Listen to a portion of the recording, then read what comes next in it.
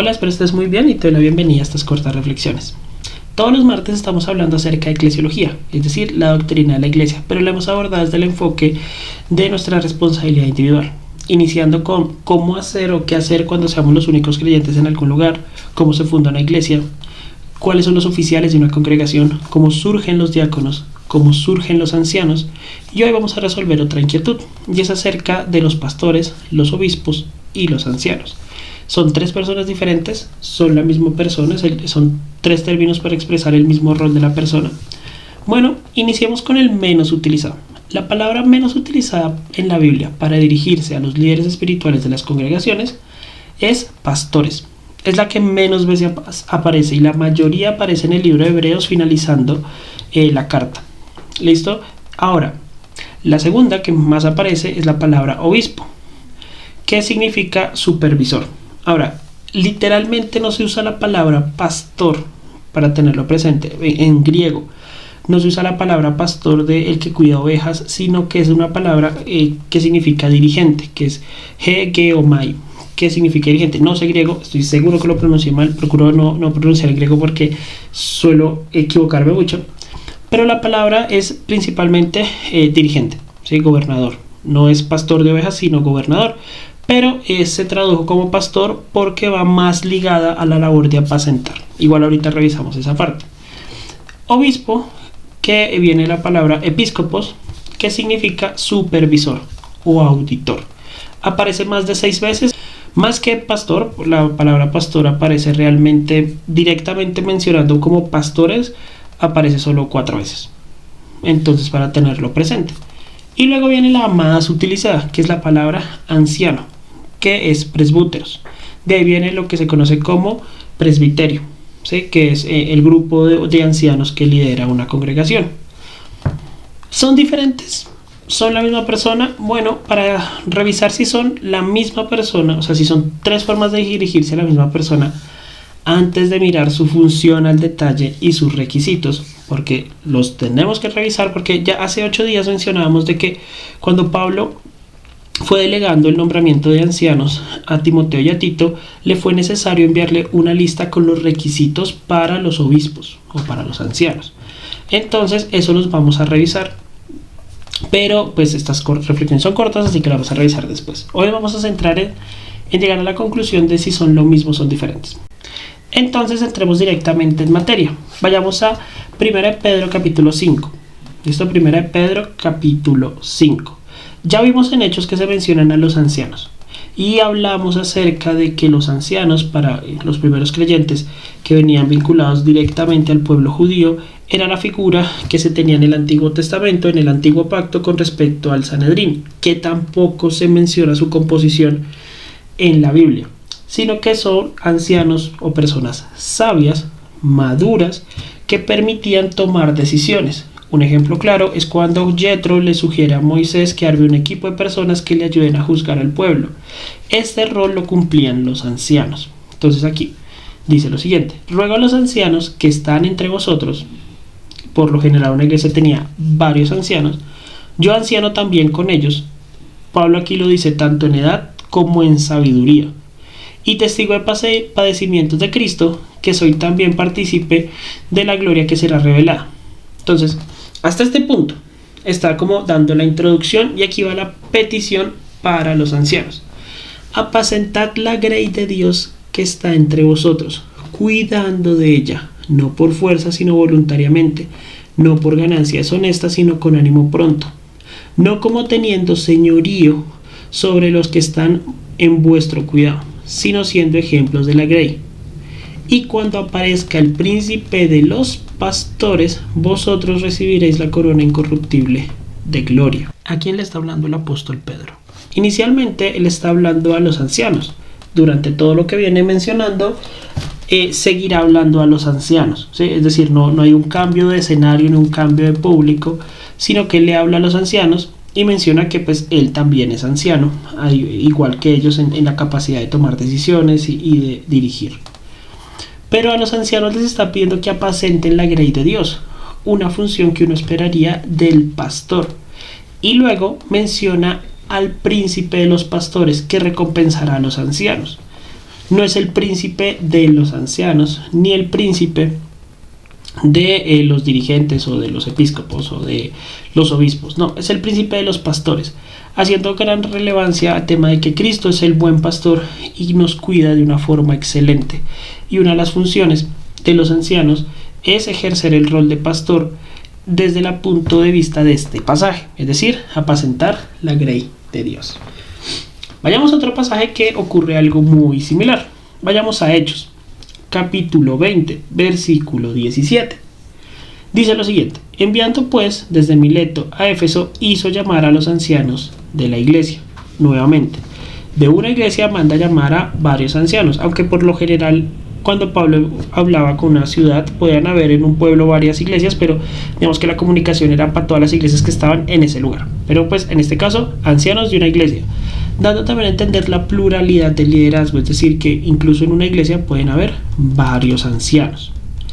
Cuando vinieron a él les dijo, y aquí voy a hacer un salto hasta el versículo 28, dice lo siguiente: por tanto, mirad por vosotros y por todo el rebaño que el Espíritu Santo os ha puesto por obispo, para apacentar la iglesia del Señor, la cual él ganó por su propia sangre.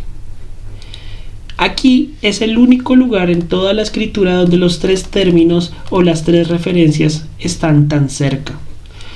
Pablo les está hablando a los ancianos, les sigue hablando a los ancianos, les pide que miren por ellos mismos, que apacienten el rebaño, una labor que uno esperaría del pastor, y luego les dice que a ese rebaño Dios los ha puesto por obispos, lo que significa que son supervisores. Desde el punto de vista de revisar la escritura, podemos decir que los tres son la misma persona. Son tres formas de referirse al mismo ministerio. El anciano, el pastor y el obispo son la misma persona. Podemos revisar Efesios capítulo 4, versículo 11, que dice lo siguiente: y él mismo constituyó a unos apóstoles, a otros profetas, a otros evangelistas, a otros pastores y maestros. Si revisamos aquí, como está escrito en español para nosotros en la versión Reina Valera, vemos como la lista de los ministerios, la lista de los cargos o roles claramente definidos por el Espíritu Santo, que son el de apóstol, profeta, evangelista, y luego viene pastores y maestros, que también se entiende como un solo grupo, que son los pastores maestros, los que enseñan. Cada uno cumple una función específica dentro de la congregación, pero vemos que aquí no se menciona ni al obispo ni al anciano, lo que significa que deben de estar incluidos en algunos de estos grupos. Y como ya hemos visto, por funciones los ancianos estarán dentro del grupo de pastores maestros.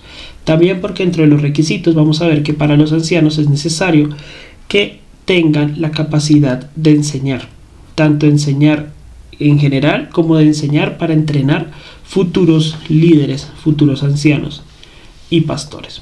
Entonces, si podemos decir, analizándolo bíblicamente, que los tres son la misma persona, ¿por qué usamos los términos que usamos? Y aquí es donde viene algo importante que hay que entender, y es que así como la escritura se escribió en un contexto histórico y cultural específico, nosotros vivimos en un contexto histórico y cultural específico.